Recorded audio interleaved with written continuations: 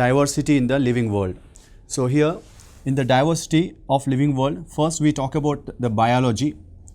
So biology includes the study of living forms where the life forms and living processes are included.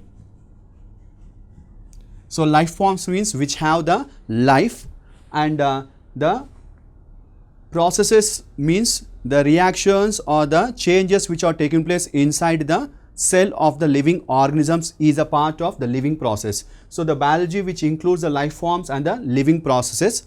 And when we come to the living organisms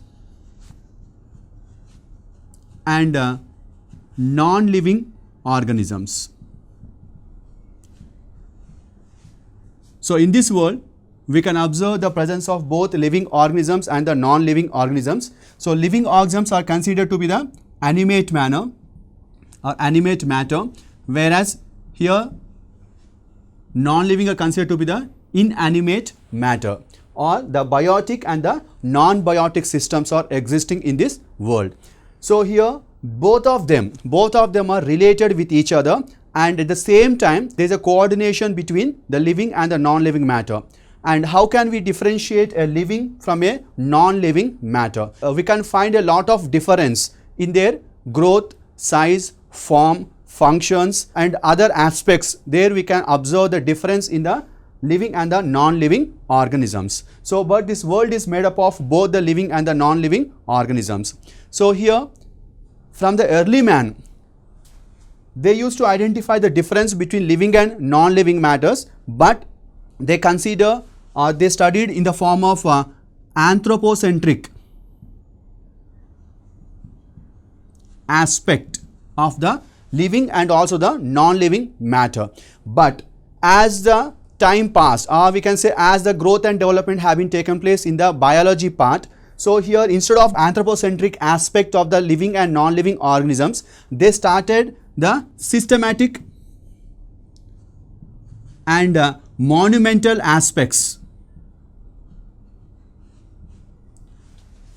of the living and the non-living matter, where they started the systematic study where how the life form is existing and how that life form which is existing is different from the non-living matter. So likewise the growth was taking place in the science or in the biological part. So from anthropocentric to the systematic and monumental studies have been come into existence. Likewise the changes have been taken place in the course of the history of a biological aspect.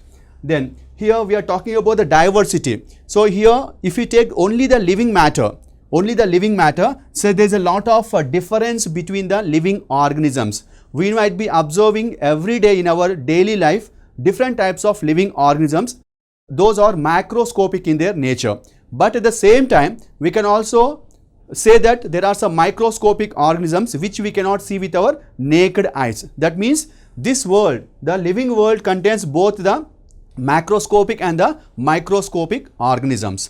So whatever the macroscopic organisms which we can see, so between those macroscopic organisms we can find a lot of difference. So what the difference we are going to observe and what the difference we observe in them. So in the form of the size, form, structure, and also little bit we can observe some changes in the functions also. In the same way the reproduction and the starting from the life, or we can say the existence of life and how the death of the organism is taking place. From life, from the birth to the death of that particular living organisms, what the changes that we observe in the living organism. So that differences can be observed between one living organism and the other living organism. So here this is what the diversity of the living world which we are going to discuss in the further classes.